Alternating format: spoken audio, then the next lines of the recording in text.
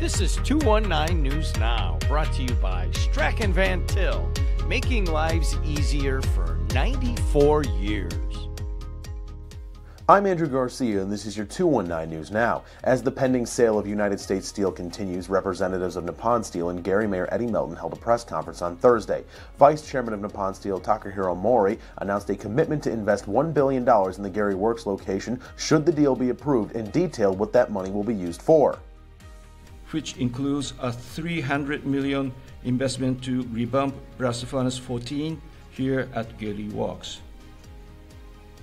Through the revamping, the facility's operational life is expected to extend by up to 20 years. Additionally, we will be relining and repairing 4 blast furnaces at Gary Works by 2030 to extend their useful life for years to come.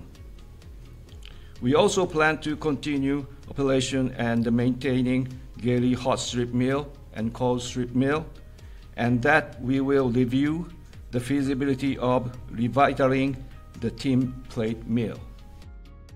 Members of Sustainable Steel Company Cohort and GUARD showed up to make their thoughts on this matter heard, and their concerns stem from a desire to see that this deal takes environmental issues into consideration.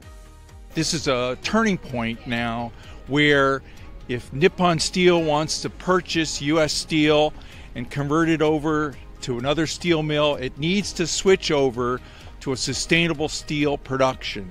This will reduce pollution using green hydrogen. That is hydrogen made from green energy sources only.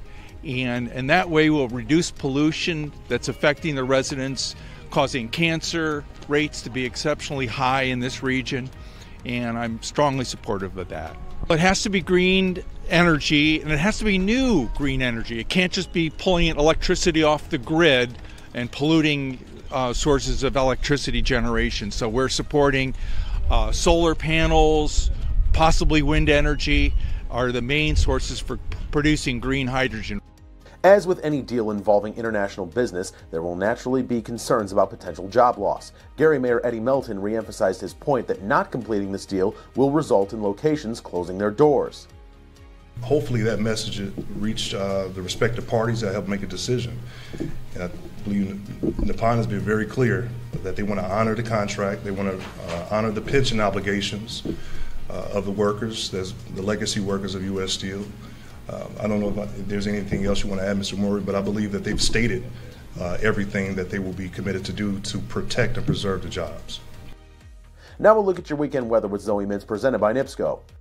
Now, time for your 219 forecast, sponsored by NIPSCO. I'm meteorologist Zoe Mintz, and we're looking at a frigid start to this weekend all across northwest Indiana. High temperatures are only going to be in the upper 20s, even with partly cloudy conditions. By Saturday, it will be slightly warmer, mid to lower 40s, even with mostly cloudy skies. By the later afternoon hours, after around 3 or 4 p.m., a line of rain will be moving in, impacting the area overnight Saturday and throughout the early morning hours on Sunday. But by late morning on Sunday, things will be drying out, still mostly cloudy throughout the afternoon, with high temperatures in the upper 40s. Enjoy the dry time while you can, though, because more rain is on the way into early next week.